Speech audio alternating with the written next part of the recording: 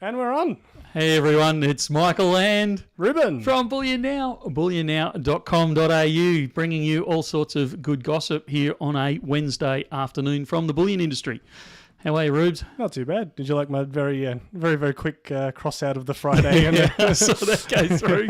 I wondered what you were going to do. Yeah. So it was starting to get to me that we play that intro on a Wednesday. We'll have to give Michael's mailbox its own separate one. Yeah, that'd be good. So we're Connorless today. We are. He's decided to pull a sickie. So he's. It sounds like he's not doing too well either. So Connor, if you're watching, hang in there, mate. You'll be right. We'll get there. Urban Aerials is first off, so he's doing well. And I liked his comment later on. I've quit my full-time job to be on standby 24/7 for BN notifications. Wait, not everyone does that? So the Wednesday live stream is different to our Friday live stream. So on Wednesday, we try and do a bit of a one-on-one is probably the best way to explain it. So I try and churn through as many of your questions as I possibly can, and we just hit them quick fire and just, we just chunk through them. So come up with all those questions that are a bit curly or you're not sure when to ask them or have been burning in the back of your brain for a while or any of those sorts of things, and we'll try and hit them right now. So all good. Alrighty. What do we got here? We've got Stephen in, JR Stacker. So it's all good. There's a few people joining us. Jono, any news from 1 kilo silver Perth Mints? As far as I'm aware, they're actually available online right now. Let me just bring up the website and have a quick check look. ourselves before we say that. Yeah. No, they should be there. They're certainly, where are we here? Silver. They certainly were there this morning. Page 2. No, that's the intrinsics, locally produced. Perth Mints, yeah, they're still there. So on the second page of the silver tab on there, and it looks like there's 74 in stock, and I can guarantee you there's more of those than that because we took delivery of several hundred kilos the other day. So there'd be at least, what do you reckon, Rubes, about half a tonne in the back room? Yeah. Yeah. So put stress in the building to its max. Yeah, that's right. So there's heaps there. So, you should be able to jump in and buy them right now if you're chasing them.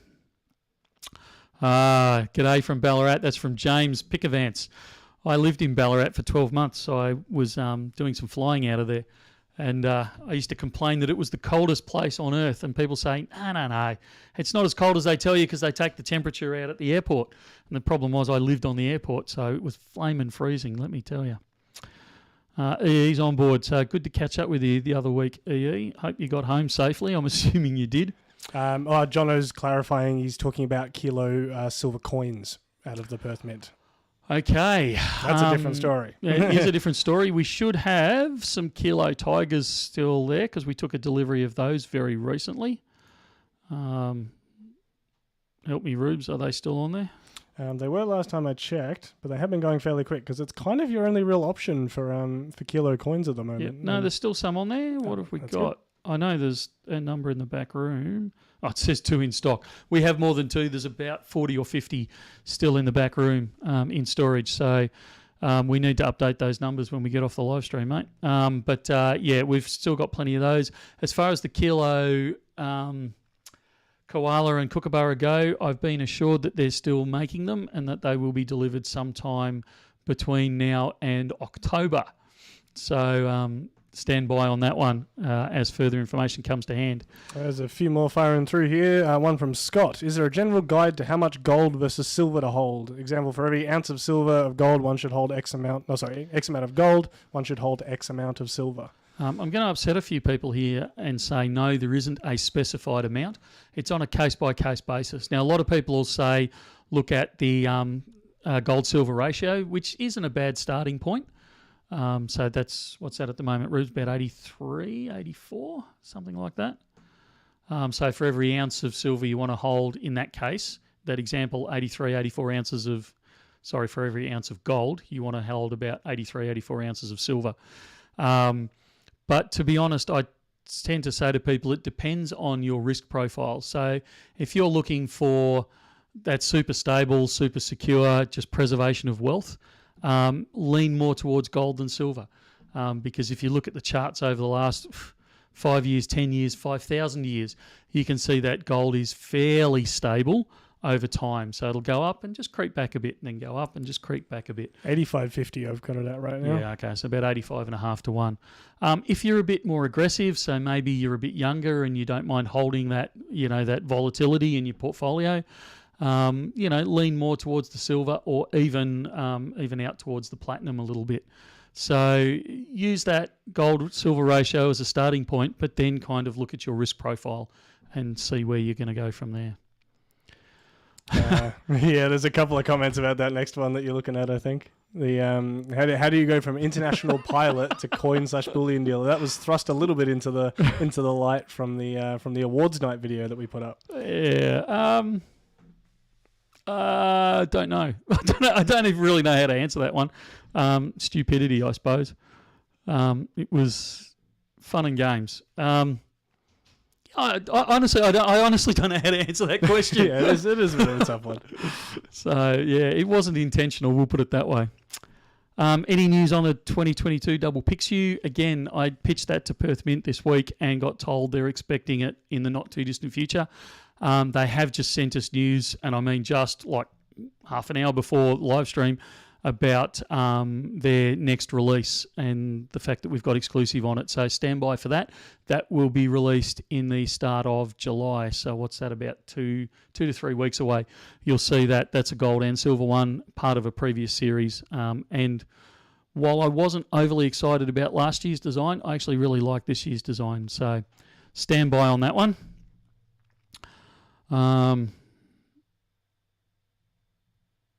Yeah, I don't know where to go. You got one there, Rubes, that you want to launch me in on? Well, there's one from Aussie Kelpie. We were actually kind of talking about this one in store today. Do you ever get any gold Valcambi bars or combis like how you had the silver combis ages ago? And what sizes also do you ever see them in buyback form? It's fairly rare to see them in buyback form, although I have had before actually some of the snap-off bits come through before. I have actually seen them used, which is a fairly rare thing. A lot of the times we see them traded back, albeit as the whole sheet itself. But I have actually had a few of the smaller ones come through in years gone by. Yeah. And I was just saying to Ruben this morning, we really should get some more in. Somebody phoned us and queried about the Star one. They do was it a 1 ounce, Rubes? I think it was either a 1 ounce or a 5 gram. I'm not 100% if it was little 1 gram. I think you're right. It was a 5 gram. Yeah. Yeah. So they do, and I'd never seen them before. Valcambi have started doing a 5 gram gold star, and each point it's a 5-point star, and each point you break off, and they become 1 ounce. 1 gram. 1 gram bits of gold. They don't become larger than they are. That's right. Just important clarification. And they look fantastic. So I reckon we should get some of those in, particularly on the lead up to Christmas. I think they'd go off like a firecracker. So, not a frog in a sock? Yeah, not a frog in a sock, that one. Urban aerials. Do you know the thickness difference? Do you know how the thickness difference is so obvious between platinum and gold Britannia? Platinum is barely more dense, so I wouldn't have thought it would be so obvious. It is more dense, and I think they use a larger face coin, whereas you'll see things like the kangaroo from the Perth Mint, they use a smaller faced coin. So it gives, not only is it that bit thicker, but it's that bit smaller, so it gives a denser feel to it, or a thicker feel to it. Whereas the Britannia, I believe, is a very similar size. So it's like in the face of it, so the depth of it is quite slim. Michael, could you please clarify unallocated is backed by physical bullion? Yes, it is backed by physical. So our unallocated program, this always causes a bit of argy-bargy whenever we say the word unallocated. Perth Mint use the term pool allocated, as does ABC, I believe. So our unallocated program, and I'm only speaking from our unallocated program, I'm not speaking about anyone else's. We decided very early on that we didn't want to go through paper contracts or anything along those sort of lines. So we back it physically. So when you buy unallocated, let's, for example, say you buy 1 ounce of gold unallocated. So, and the silver and the platinum work exactly the same way. We collate that several times per day, and we confirm that we've got the physical to back it. I don't release it to the web. You'll see it. It doesn't happen often, but it does happen occasionally where you'll see it disappear from the web to be able to buy it. That means that I've got to go away and actually make sure that we can back it physically if I put any more on there. So we don't release it onto the web unless I'm 100% sure that it is physically backed. And then you buy your 1 ounce. We might say, okay, there's been 5 ounces of gold unallocated sold this morning, so we will pull out effectively a 5 ounce chunk of gold, whether that be 5 1 ounce coins, whether it be a 5 ounce bar, whether it be part of a kilo bar, and that will be designated, that's unallocated, so it's physically backed as unallocated. That there is no charges on our unallocated program. Now, the reason we run it is because for me it gives me the flexibility in the shop where we've got I'm only lying slightly. It doesn't physically work this way, but it's near enough, and it's the best way to say it. We've got an unallocated box or safe sitting right there, and we've got the shop safe sitting right next to it, and let's say we've sold 2 ounces of Perth Mint cast bars. The shop stocks run out of Perth Mint cast bars, but we've got a whole stack of locally produced 1 ounce cast bars in the shop stock. And in the unallocated stock pile, we've got a stack of Perth Mint 1 ounce 1 ounce gold cast bars. So we take the locally produced ones, we put them into unallocated, and we take the Perth Mint ones and we put them in from the unallocated, we put them into the shop stock. So the gold is still backed 1-to-1. It's just changed brands or changed sizes. We might replace it with a kilo bar instead of 32 ounces, those types of things. So it gives us the flexibility in the shop to actually use different brands and store different brands. So that's the advantage to us. That's why we offer it from our perspective with no charge.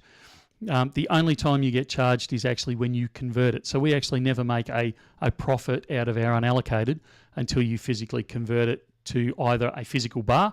In that case, you pay the premium difference. Whatever spot's done in the meantime, you just pay that, $40, $50, $60, $70, $80 premium difference that's there on the day.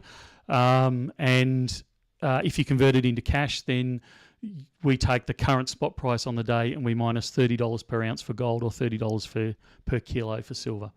And that's the only time we make the profit out of the unallocated.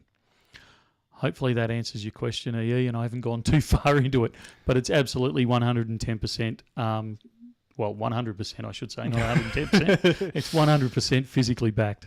I'll let you go on that one because I wanted to make sure that's it. We didn't rush through the answers on that one, but there has been quite a few questions come through in the meantime, so I'm going to hit you a little bit rapid fire if you wanted to go for that.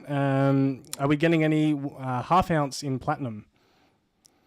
There's none on order at the moment that I'm aware of, but we've got some other sizes either in or coming in. Fantastic.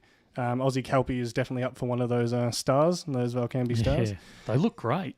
Any more 1/10 ounces on the way in gold and platinum? Again, fractional stuff. Ruben and I were talking yesterday, I think, about 1/10 platinum, weren't we? And some 1/25. Yes, was the other size. I didn't place the order for them, but if there's interest out there, I don't see why we wouldn't. What was the other size they were querying? It was 1/10 both in just gold and platinum. There's always various 1/10 golds coming in because it's a great size, the 1/10. Very, very popular. So, yeah, keep your eyes out. You'll see all sorts of different things come through over time. There was one I missed before from Subliminal Vibes. G'day from the goldfields of central west New South Wales. Do we know of any true hologram coins? I've seen a Canadian coin on a YouTube video with a hologram of a maple leaf, but wondered if we'd seen any. Yeah, I've seen the Canadian one. They look great. There's a few that have done it. Perth Mint and Royal Australian Mint did different holograms over the years, but they were more proof coins than bullion coins. Yep. And I can't think of anything else off the top of my head. Are we getting any more of the PAMP 2.5 gram bars? We will get some in. We don't have an order in at the moment, I believe. I might stand corrected on this, but I believe I just had a computer shut down just before we started this, so all my Classic. normal pages have disappeared. But if you give me a second, I believe we may have a few still in stock. Rubes, can you speak to that? Physically, there might have been. I'm not sure if they've all actually sold though, so I'll have to. Once again, might have to do some digging after stream. Yeah, no, if we do, we've only got one or two, so I'm not game enough to say that we've actually got any until I eyeball them, so because they may be committed elsewhere. I don't have any others on order, but next time we put in a PAMP order, we'll absolutely be getting some because they're a very popular size. Mark Newcomb wants to direct you to the fact that those 3-ounce Gilded Koalas we did on that little coin shop video the other day are going for $850 on eBay. Yeah, they were. I think the retail was $340, $345. Little coin shop got one of the largest allocations in Australia, and in fact, one of the largest allocations in the world, and they sold out in under 24 hours. They just went like a frog in a sock, as Ruben was saying before. They just went off. Trying to turn that into my saying, I thought they'd last a week or so, but they didn't even last 24 hours. So. Yeah, I'm not shocked. They were a beautiful coin. Like I said, if you haven't seen the video, watch the video. But everything that and I brought Matt in halfway through, everything we say about them, like Perth Mint's pushing out the boat on. No one else does 3-ounce coins in silver. The gilding that they're trying these days, it's next level. It's not just that standard spray paint gild that is traditionally done. They're starting to use rose gold. I'm not sure if this one's rose gold or standard gold, but they're pushing that out. They're gilding the rim. The way they've brought the picture of the koala out with the gold just looks fantastic on the size they've got. The way they've shrunk the Queen's head on the other side and reproduced the original koala print from 15 years ago, a little bit reminiscent of the 2020 Kookaburra there for the 30th anniversary. It's just they've really done it really, really well. They've really stepped out on that one, so it's not a surprise they're going for $800, like twice as much within a couple of days. They only produced 2,000 of them, so beautiful coin. McDuncan's just commented on that about New Zealand Mint also doing some 3-ounce coins, and yeah, they've done some of the Star Wars releases recently in some 3-ounce. So yeah, it's good to see some of those other sizes getting some love. It is. What is the average premium on a 1-ounce PAMP bar? And they would clarify they were talking about silver. Just in as far as it's kind of one of those bars that on the secondhand market I've seen them kind of going for that kind of $70 or $80 kind of dollar mark. So it's kind of one of those ones that's almost become a little bit semi-numismatic, even though it's just a standard bar. Is that still reflected? Is it just that we're unable to get them at the moment? Is that just what the premiums on those kind of things are? I'm just trying. Excuse me, my asthma's playing up. I don't have anything else. We're talking about PAMP 1-ounce Fortunas. Yeah, I would presume so. Yeah, okay, in silver. I'm just looking in our back end what our premium would be if I actually had them in stock at the moment. So $51. So the premium on them for us is probably around about that $18 to $20 an ounce over spot. I can actually get them in. I was looking at them at one of the wholesalers recently. The reason I've held off is because they are high. I think the premium's gone up. I'm trying to remember what the price was wholesale. I think it was more than what we're currently charging if we'd had them in retail. I want to say they're about $18 US was the wholesale price for them. So the premiums certainly have gone up.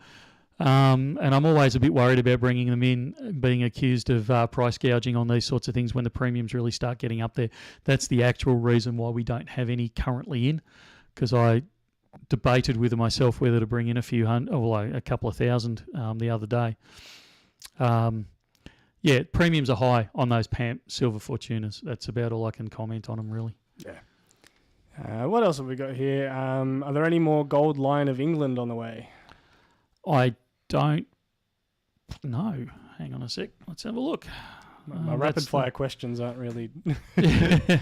That's the Tudors, isn't it? Yes. No, I currently don't have any more. What size were you talking? Because we've still got the 2-ounce in stock, and They specified the gold ones, so... gold. Okay, so the 1 and a quarter. Quarters, yeah. I don't have any in stock, and in fact, one of the wholesalers contacted me the other day, and they only had 1/4 ounces in stock. I don't have an order in at the moment. If there's enough interest out there, I think we'd grab it. If I can drag an order together, I will. Let's put it that way. Have we got any 5-ounce platinum bars on the way? 5-ounce platinum? Yes. No. That would be a really good idea. Why haven't I got those on the way? I don't know. That one slipped through. We'll try and get some. Yeah, slipped through that one. So, how likely are we to get more silver maples later on this year? we've got silver maples in right now. Yeah, someone's goal is to get for this year is to get a sealed tube. So I'd say maybe not right now, but they're wondering if it's something we're going to be able to keep in stock, or if this is a once-off burst that we've got. No. We should be able to, the premiums on them have come back, so I'm happy to start stocking them again. We should be able to keep them in for the rest of the year. I'm anticipating we will have them in for the rest of the year. Somebody's commented on there, can you get the 1 ounce Pamp Silver Tiger? Urban Aerials. I can get them. I'm not getting them because the premium on them is horrendous. I want to say it's about 34 US over spot. It's ridiculous.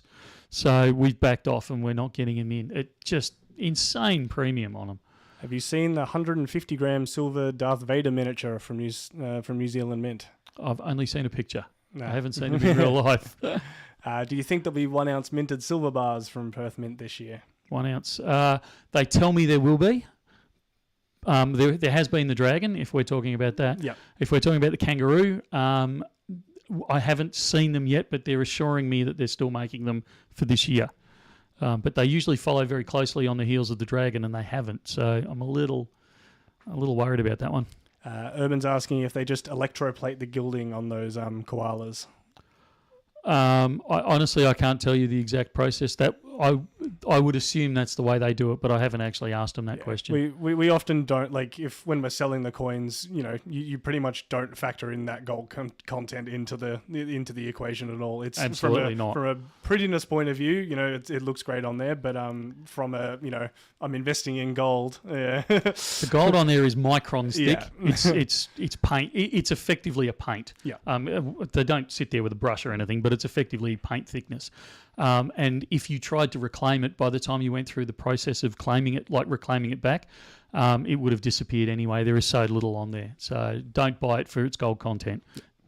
Any dates yet on the Melbourne meet and greet? No, but we're very close to putting up dates, I think. I've got to have a meeting with Ruben, Matt and Connor to see how we can drag it together, but we're absolutely thinking of doing it in the not too distant future. And that will be the Melbourne one, not the Mount Hotham one before Aussie Kelpie jumps on me. I love that you're preempting particular people now. You're getting good at this. Simbunji Coin Ventures, I don't have a cough. You don't have to worry about your antivirus software. It's my asthma. It has been going off like a frog in a sock for the last week, and since we got back from Sydney, and I don't know what it is, if it's something Sydney related or it's just the weather down here in Melbourne, but it's killing me. Do they do a 1 ounce silver Tudor? My initial response is going to be no because of the bullion side of things, but do they touch it in any of the proof coins or anything like that? No. Or any of those in a 1 ounce? Yeah, they do. There is a proof 1 ounce. Yeah, but it's not in the standard like bullion coins that we've been getting. So technically a different kind of series, but yeah. I want to target something there. Review Master. Yeah, I was going to get you on that one. I buy land. Bullion cannot touch land for making money long term. Go back and making money or Rubes, if you can grab the link really quickly on that video we did. So this is if Rubes can find it. If not, do a search on our YouTube channel. We compared the average price of houses in Melbourne in 1971 to the average price of a house in Melbourne in 2020. So it was 13,500 in 71 and it was 900,000 in 2020. And this is Australian Bureau of Statistics numbers. The price of gold in 1971. I'll just drop that link in chat. You've dropped it in there? Yep. So after we finish the live stream, click on that YouTube and watch it. So in 71, the price of gold was about $40 an ounce. And I can't remember what the price was, but whatever the price was in 2020. So in 1971, you're $15,000, so that's $13,500 for the house, plus a bit of furniture and a bit of stamp duty, equated to 330 ounces of gold. So, much the same. Okay, so fast forward to 2020, your $15,000 worth of cash wouldn't have even paid the stamp duty on your $900,000 house. Now, okay, we did get a bit of pushback on that, and we released a part 2 to it where we said, okay, well, let's assume you put your 15 grand in the bank, and I think we assumed an 8% interest rate on average from 71 through to 2020, and it brought Certainly up the... didn't base it on the interest rates from now. No, that's right. So I think it was 8%. It might have been 7%, but I think it was 8%. And it worked out to be about $78,000 we cash turned into. So I would argue still barely enough to cover the stamp duty, but certainly not enough to cover the house. But your 330 ounces of gold at the 2020 gold spot price was $900,000. So you will find that while they don't go in lockstep with each other, you will find that property and gold over time will give you a very similar return. This is not financial advice. But if you go back through history and you run the numbers, you will find that they are very, very similar because gold is a store of wealth. So if you've got inflation, which is what your increasing property prices are, unless you're doing developments, that's a completely different thing. That'd be like comparing getting raw gold out of the ground and then refining it. You're changing it into something else. If you're doing property development, that's a different argument altogether. But if you're just buying land and then selling it again 10 years, 20 years, 30 years down the track, you will find that gold will track a very similar price to what your land does. They've clarified, out of farmland. But I like Mark Newcomb's comment about haven't had to fix my gold or mow the lawn on it even once. Yeah, that's right. Look, and you don't pay rates on it or anything along those sort of lines. And even out of farmland, I mean, I live in a country area and I can tell you that the gold that I've bought in previous years has, again, not in lockstep. You can pick years where land has done better than gold, but I can also pick years where gold's done better than land. So over time, you will find they will return a very similar amount. And so it's about that diversification as well. That's it. Absolutely. They are both good for, Yeah, I'm absolutely not bagging buying land. I'm not saying don't do it. Yeah. What I'm saying is that to cut off one for the other because you think one's going to return better, history doesn't support that argument. I would suggest a combination of both is the way to go. Mike's been asking this question a couple of times. Do we have any 5-ounce gold Fortunas coming in? 5-ounce gold Fortunas? No. Yes. No. That'd be pretty gutsy to bring in, but I reckon we should do that. We're fairly gutsy. Tell you what, in August, we're getting some 5-ounce gold coins out of Perth Mint. They are beautiful. So stand by on that one. And I believe we have the exclusive on it. So, hanging out for that. The E word. So if you're after some 5-ounce gold Fortunas, just hold fire for a little bit and just wait till August if you can. And, have a look at those gold coins we're getting out of Perth first and then make your decision from there. Will we be getting any of the recent Three Graces bullion bars? I don't actually even know what they are. Might have to do some Googling. And when will gold buffaloes be back in? Oh, great question. Soonish. Yeah, soonish. The buffaloes are really popular, aren't they? We should really keep those on more of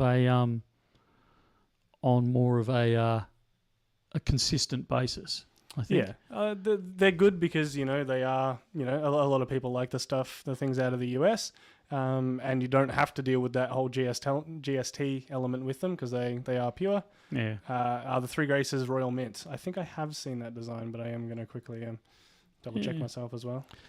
EE's asking what our thoughts are on the Rush app that was at the Gold Conference. I actually really like it.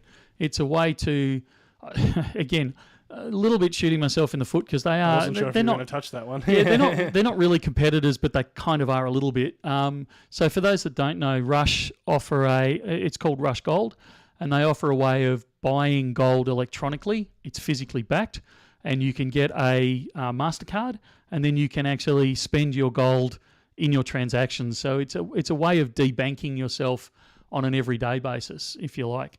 You're still using the MasterCard system, but you're not relying quite so much on the bank for your everyday expenses. So I think it's got legs. And the interesting story behind it, when they were at the conference, they were handing out these little cards that you scanned with your phone to set up your account. and they gave you anywhere between $2 worth of gold and $50 worth of gold free if you use this code thing. So Matt did it, and he scored about, I don't know if I'm allowed to say this, but I'm going to. Matt scored about $20 on his, and Ruben did it, and he scored, out of a possible $2 to $50, he scored $1.97. $1.97. How's that for that? So he wasn't happy. So good fun. Urban is using all the keywords that he knows will grab your attention. So the message begins with Aeroplane Platinum Star Wars. I saw that go through and thought, I wonder what he's talking about on that one. Yeah, it was just keywords Michael will notice. First year stacking, aiming for 100 ounces of silver, 1 ounce of gold, 1 ounce of platinum by the end of the year. Does that ratio seem okay, or would you change it slightly? Again, non-financial advice. Yeah, look, not financial advice, and I have to start it with that. I'm not upset by your ratio. I think it's a good ratio. I think it's a great thing to target, but it depends on how aggressive you are. If you're looking for okay, let me paint a scenario. And I'm absolutely not saying this is you. You're 80. You want things that are really stable. You don't want any volatility or anything along those sort of lines. I wouldn't be carrying quite so much silver. But if you're younger and you want that bit of spice in your conservative stack, you want a bit of spice to it. Absolutely, the platinum and the silver there, those numbers I'm really comfortable with. So I would suggest it's a really good target for a year. It's that's a few $1,000s worth you're aiming for there. So A, good on you for aiming for that, and B, yeah, I think it's a good start. I'm not taking a property development. Okay, I'm not going to get. There's obviously a conversation going in the background. Don't get involved in that one. Ben's talking about the fact that he bought the 5 ounce Anubis. I'm guessing they don't make capsules for that coin, or is there another way to protect it? And I guess that kind of broadens a little bit to other coins we get in that are that kind of that odd size and things like that. What would be your recommendations for protecting the odd sized ones?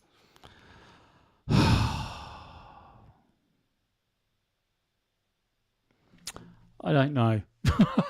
This one's a hard one.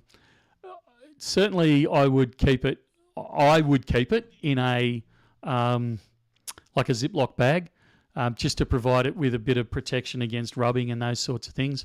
It depends how fussy you want to be. You can absolutely, you can pack them in polystyrene or, the foam peanut shells and all that sort of stuff to protect it if you don't want anyone to see it. If you want to get it out, though, and you can't get a capsule for it, I'd absolutely be using one of those plastic bags so you're not leaving your oily fingerprints on it.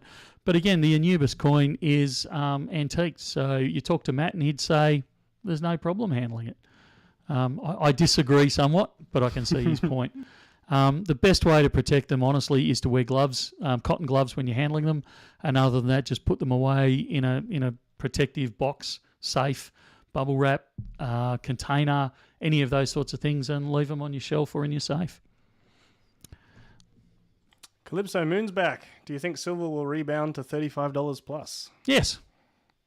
I was going to say that's without a timescale attached to it. That's exactly right. That's why I was comfortable saying it. Look, you take that side out of it. I absolutely think it will go back there. I do not think it'll go back there quickly. And I've explained this, I talk about this a couple of times on different live streams and that, where unlike gold, which is almost exclusively investment demand driven, silver is 20 to 30% investment demand driven, 70 to 80% industrial demand driven. So while industry is copping such a hiding out there, whether it be from rising interest rates, rising costs to production and energy levels and all that sort of stuff, while that 70 to 80% of demand is copping a hiding, you're not going to see prices move quickly in a hurry. I just doubled the same word there, but you understand what I mean. I think we will get back to that $35. I think it will take time before it actually starts pushing through. It's a little bit of an expansion of a comment from Kane. What are your thoughts about getting some plastic flips in, either BN branded ones or just some generic ones for those odd... If we should get them. If we should get them. Yeah, look, we've looked at plastic flips a few times, getting BN branded ones. The couple of times we tried, we shied away because the quality wasn't there. and we weren't prepared to stick the BN name on something where the quality was not up to it. I'd still like to do it. I have to admit it's fallen onto the back burner a bit, but I'd still like to do it. I think it's a great idea. Calypso Moon's got a fun question there for you if you want to read that one. Just recently popped through. How come you didn't fly your plane to Sydney instead of flying commercially? Calypso. It was funny. We had the conversation in the studio here about whether I'd fly us up there or not. And unlike driving a car where you basically, you just jump in and you drive, with a plane, it's not that simple. You've got to sort out your fueling. You got to lodge flight plans. You've got to work out where you're going to park it up there. All these types of things, it's absolutely not impossible. Don't get me wrong. I used to do it every day, but it's just a pain in the backside. And with everything else we had going on, I kind of went, I don't want to do it, guys. Let's just pay for a commercial flight up there, and it'll be so much easier. Famous last words. If we just fly up commercially, it was a bloody disaster, to put it politely. And I'm pretty disgusted at the level of service that we got from the airlines over that one. Both airlines, we ended up having to use 2 airlines to get from Melbourne to Sydney, believe it or not. And yeah, it would have, in hindsight, it would have been so much easier if I just said, boys, just jump in the plane and I'll fly us up there. It was a good idea at the time. Didn't work out in practice, let me put it that way. Mark Newcomb's made a good point here talking about the 3-ounce koala and the fact it's got the 15th anniversary on the other side of it. Just thinking back to the 2020 Kookaburra, even the standard Bullion design had that anniversary on the other side, whereas the 2022 Koala, they haven't run with that anniversary. They've only done it on that gilded coin. Yeah. So yeah, just an interesting comment there. I don't know why they didn't do it. I think it would have looked far better if they had. Like the Kookaburra. That Kookaburra is still probably the most requested Kookaburra that we have through the store. Everyone loved that design, and I think they missed out on a market there by not doing that with the koala. I agree, Stephen. We need a BN branded plane. Couldn't agree more. There's also calls for BN branded gloves and monster boxes as well, just in case you missed that chat going through. We teed up. Katie actually did this for us. We teed up some BN coloured gloves, cotton gloves, and we were going to get them branded, and it all fell over because they couldn't get apparently by the time we got to ordering them, they couldn't get that colour in anymore. So I was devastated. I thought that was a great idea, that one. So, but you're right, we should do some BN merch. We've bounced that around a couple of times, and we've kind of never had the time to be able to commit that last stage to it. Do you think that the USA is slipping into a recession? That's a fun one. Personal opinion here, yes, absolutely I do. I think they are in a recession. I just don't think they're in a technical recession yet because they haven't had 2 quarters of negative data.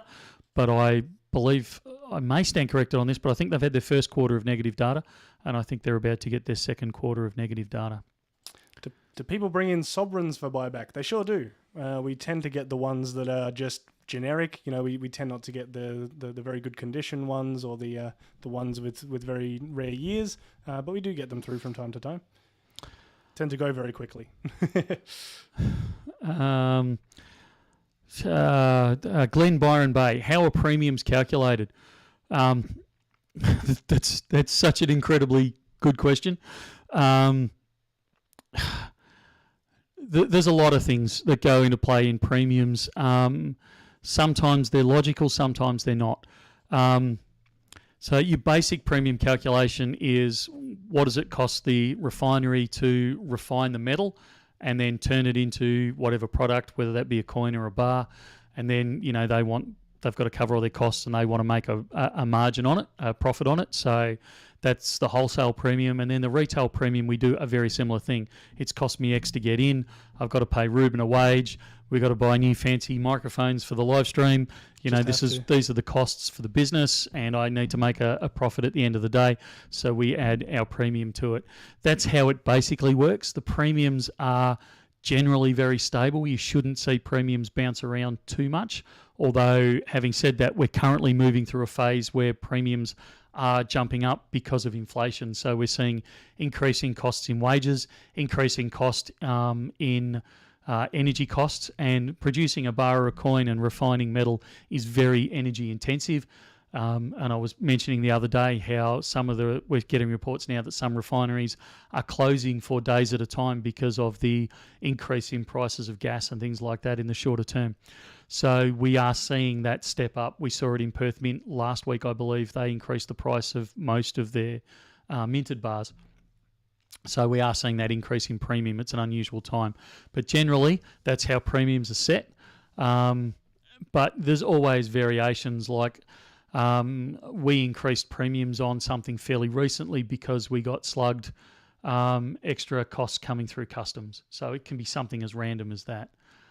Sometimes we increase premiums because we know or we've had to have the money out there for ages. So we've ordered something out of, for example, and I'm making this up, but we order something out of the US and it takes 6 months for it to arrive.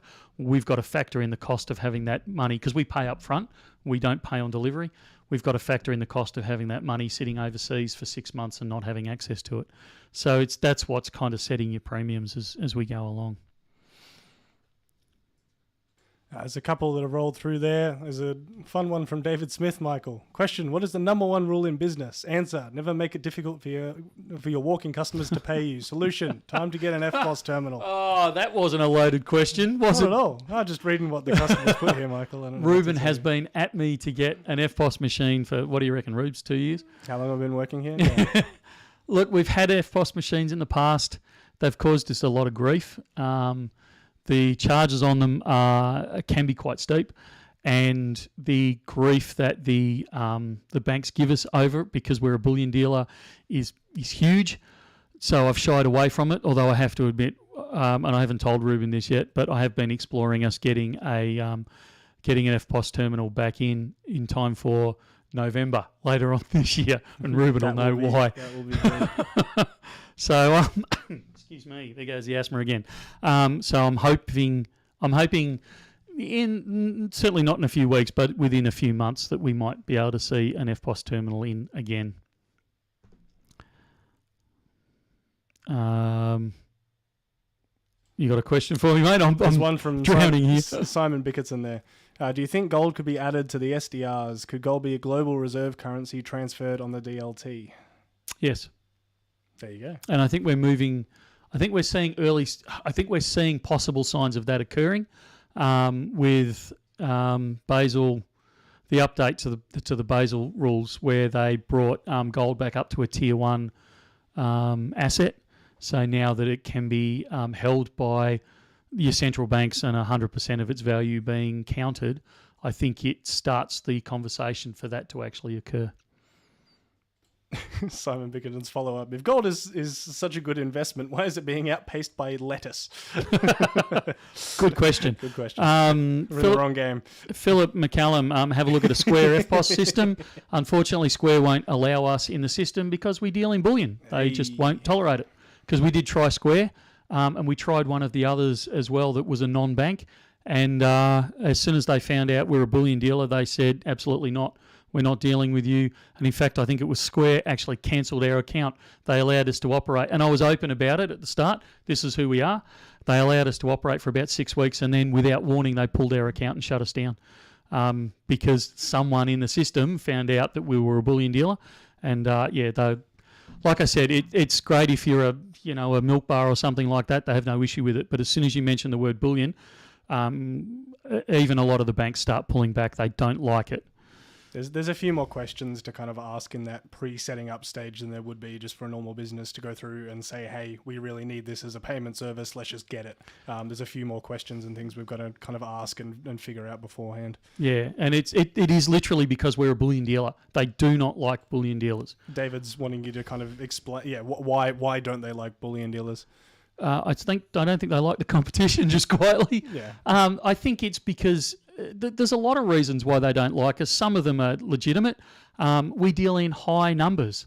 Like a $5,000 transaction for us is not a big deal. A $5,000 transaction for most normal businesses is huge. So the extra risk that they're taking on through, fraud and all those sorts of things, they just don't like. So look, there's some legitimacy to their concern. But there's also the fact that bullion is seen as a threat to the banking system, and they don't like us. Yeah, oftentimes it is just as petty as that. Yeah, absolutely. We've created a little bit of debate in chat as to, if people would walk down the street with either cash or gold. And it's interesting to see there's a few different comments about, some people wanting it to stay no FPOS for us even, versus some people saying that, Look, honestly, it's a staple. I'd like to, I would like to offer the service. We try and, at the end of the day, one of our points of difference, I believe, and I'm blowing up my own tyres here, is that we offer good, like our focus is customer service. So to be able to offer all alternatives that we can for customers is our aim at the end of the day. And there is certainly a desire there from particularly certain sections of our community that would dearly love us to use cards.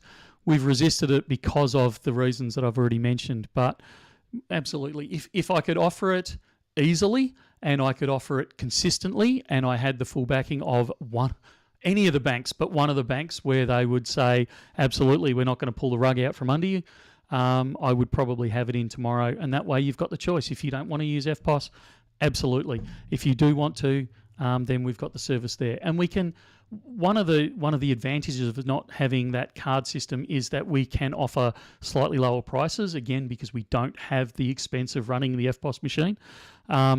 We can do something like, for those that want to keep paying the way we have, we keep these prices. If you want to pay by card, then we do add, I'm making stuff up now, but, 1% or 2% or something along those lines, a little bit like we do with PayPal. If you want to pay with that, then I think it's a 3.5% surcharge over and above.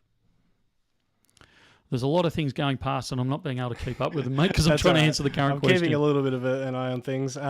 There's some theories going around that Connor's not here because you made him disappear after the adding the footage, or the sound at least, of all those platinum bars opening at the end of that video. Okay, in my defence, now Connor's not here to defend himself.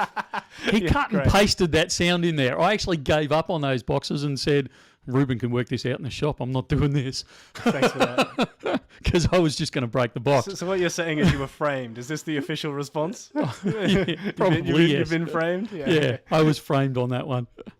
So, but yeah, it was good for a laugh, if nothing else.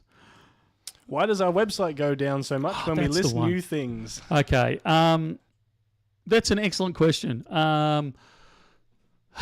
The current website seems to suffer from overload very easily. So if we release something new and 4,000 people will try and get on our website at one time, it has a coronary and says, too hard, I'm going home.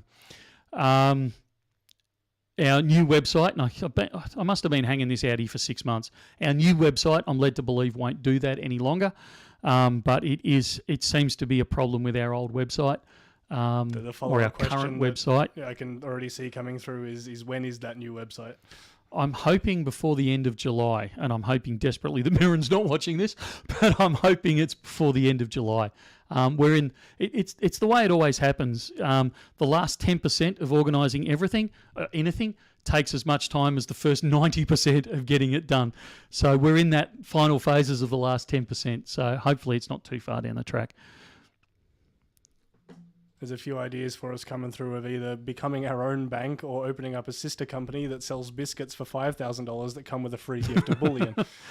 I have to. I can't say that conversation hasn't happened. Specifically with biscuits as well. Yeah, that's right.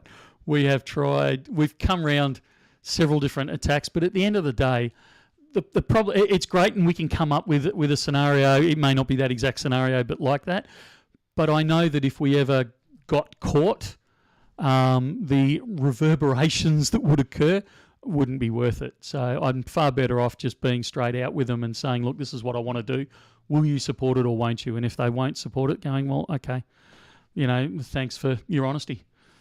According to Urban, it looks like the store is still doing that, displaying 1 pixel long and 1 million wide again.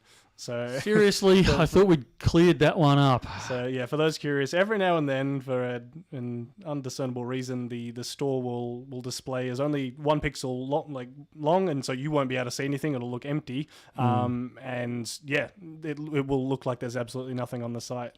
We're still trying to figure out why it's doing that from time to time.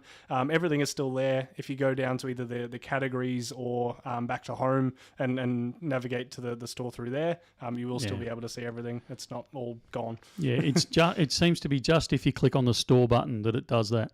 So try anything else and you'll actually get into the store. But if you hit that store button, I don't know why, but it does it. So, all right, what else have we got, mate? Saying hi to E-Waste Ben, who's popped through. We are not going into medicinal hash cookies. Hang on, this is from Tones, the breakdown, who I met the other day. Part of the education part you offer can be the reasons why it's a bad idea to buy bullion using traced fiat. I'm not sure what you mean by traced fiat. Are we talking bank accounts, so an electronic funds transfer? Or are we talking about numbered notes? Well, I guess it's the education part is kind of the reason we're explaining some of these things is kind of also explaining to people why it would be a good idea to buy using a traced currency. Is kind of, I think, what they're saying, that there is definite advantages to cash. Is the conversation that was a part of. Yeah, okay. Alrighty. Yeah, okay. Oh, we can look at that. Absolutely. There's one I want to touch on here from S. Did you know your delivery, they just leave it in my letterbox, no signature required? This breaks me every time this comes up. We pay extra, so it is fully tracked and signature on delivery. And you'll find there's stickers on the parcel that says, do not leave. You must get signature on delivery. And unfortunately, every so often, they do it. It's the laziness of the delivery guy on the day, and it absolutely depends on which area you're in. Some areas are dynamite for it, where we get a lot of feedback that they're just dumping it. In other areas, they never do it, and it's fantastic, and the system works really well. We've tried separate companies, all sorts of things to try differences. Let us know, formally let us know. Shoot us an email, make a phone call, and that way I can actually take it back to Toll. In this case, I'm assuming it's a Toll one. We can take it back to Toll and say, look, your driver, yet again, has not got signature on delivery, and they can chase it through. But if we don't have hard data, they just brush us off. But if you can actually send us an email saying, I received this and they didn't require signature on delivery and they just dropped it in my letterbox, we can pursue it further with Toll and actually jump up and down a little bit. So let us know. Like I said, it breaks me every time because I know how much I'm paying extra for it, and I also know the risk that we're taking by the fact that they're not getting signature on delivery. So it frustrates the living daylights out of me. If Bullion Now had a Sydney store, some people might not need delivery. We are looking at some alternatives. Let me leave it at that. Yeah. Actually, I'm reluctant to put this out there, but people live for that. People are like on the edge of their seats right now hearing you say that. You don't need to be on the edge of your seat for this one. I want to link in with some other... Whether we take over, if you're a current bullion dealer in an Australian capital city particularly, and you are looking at retirement, contact me. Let me put it that way. Because that way we might be able to come up with some solutions for these type of things. So if you are, or if you know your bullion dealer really well and that person is looking at retiring or getting out of the bullion industry, get them to contact me. And so just send an email through sales@bullionnow.com.au, or you can call through on the 1300 84 84 10 line. Whoever answers it will put you in touch with me and we'll have a conversation. Alex's theory is that you should just start flying it all around again. Yeah. Well, hopefully next financial year, which is only a week away, we are going to start exploring other options. All right. We're over the hour mark. I'm wondering if we start to bring things to a bit of a close. We might wait for a few more questions to roll through, but I said I was going to keep it fairly short for you today. Aussie Kelpie, we need a Gippsland store. Believe it or not, we may be very close to having one. That may be our first branch out. So there you go.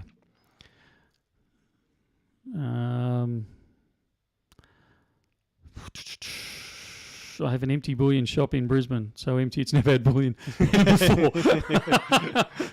A blank canvas, Michael. Yeah, I'd far rather take over another one than, or work in conjunction with, than start from scratch. But if we need to start from scratch, we'll start from scratch. But yeah, I'm gonna call it there. I think you're gonna call it there. 5-ounce tigers. If we're talking silver, we've had them through. Keep your eyes out on the website. There may be some more come up on the web.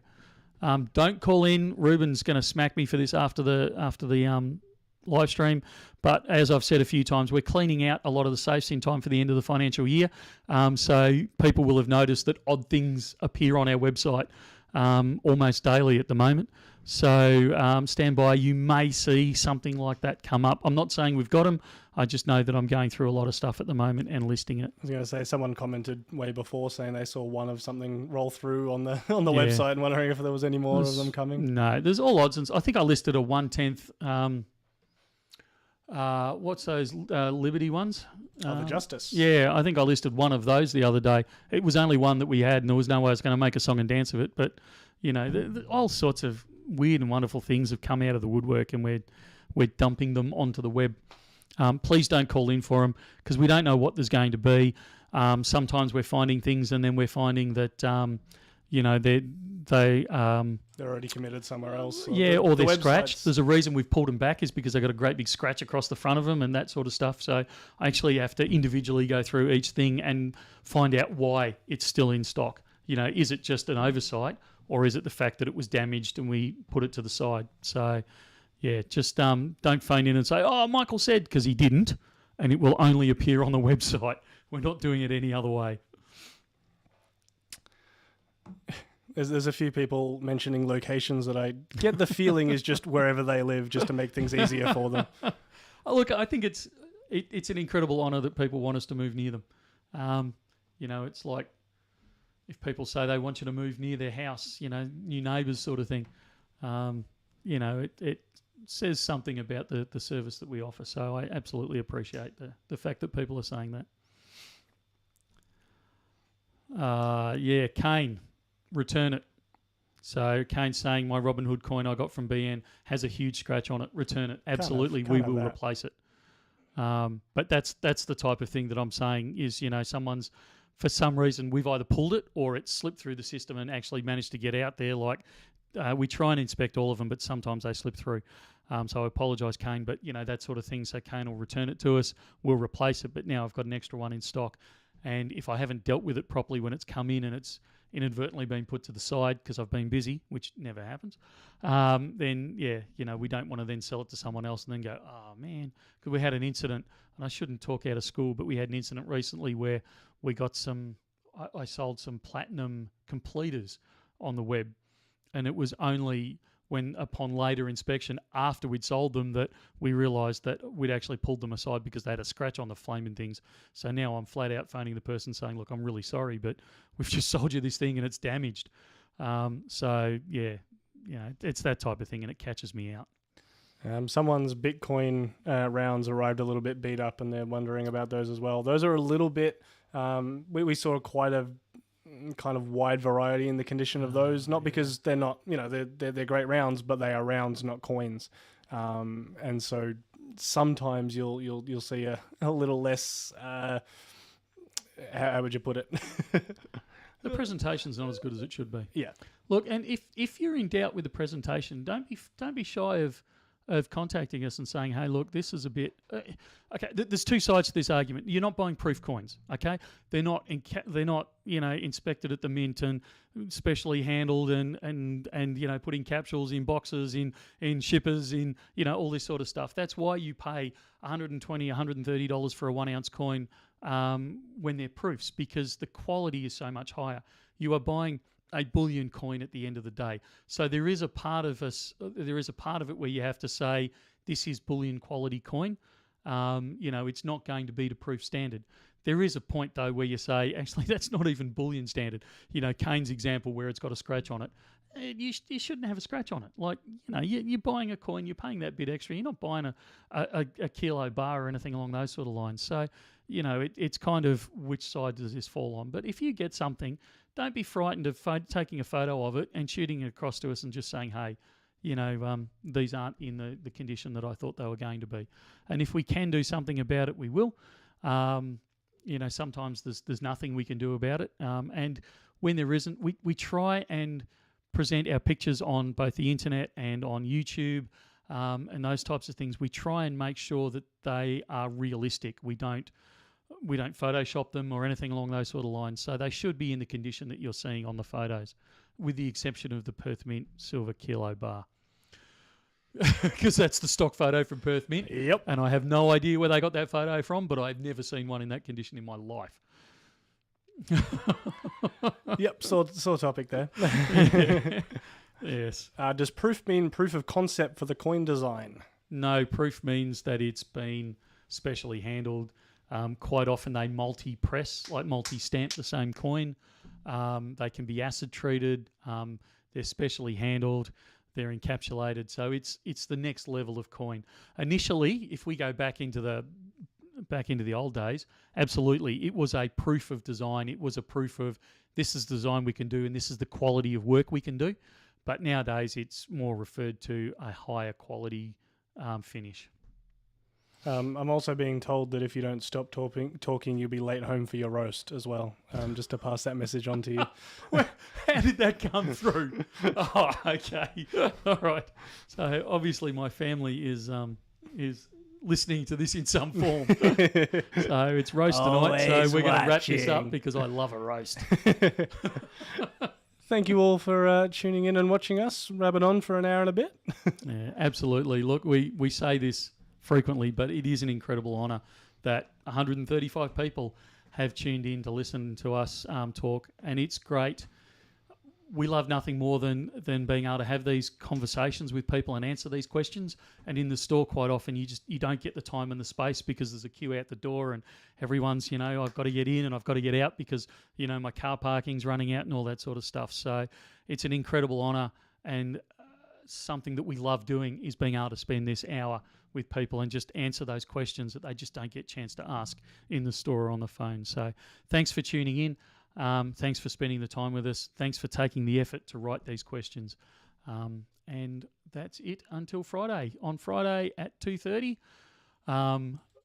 all things being equal, yeah, I was going to say, don't make too many stream. promises about I'm who's going to be there. hesitating, and it's actually something I said to Matt that we should do. We are really, really under the pump at the moment, and I apologise if people aren't getting the quality of service out of us that they should be. I know that we're about 130 emails behind, and we're a few phone calls behind because we've got quite a number of staff off sick, and we also, 4 of us went on a jolly up to Sydney last week, which put us under the pump as well. So hang with us for a week or so while we come back up to speed. And people are starting to come back. We've also started a new guy. Con started last week. Con started last Thursday. Yep. So we're training up Con, so he's taking off some of the pressures. So if you call in, you'll actually get to speak to Con. I believe he started on the phones already. So really, really thankful that Con's joined us. But if you can just cut us a little bit of slack for about a week, we should be able to get back to our usual speed on emails and phone calls and that sort of stuff. So apologies for any hold-ups that's caused. And I think that's it, Rubes. That's it from me. Thanks for joining in. We'll talk again. Oh, no, I was going to talk about Friday. No. Friday, 2:30. You did Friday. Friday the 24th, 2:30. Tune in. We will have our usual live stream on, assuming we have the staffing to actually run it. We will have that on board. Tune in. It'll be a bit more relaxed. It won't be so punching through the questions. We'll drag Matt in if we can, and Ruben, hopefully Connor, myself and Matt will rabbit on for a couple of hours on Friday. Join us then. Until then, we'll talk again soon. See ya. See ya.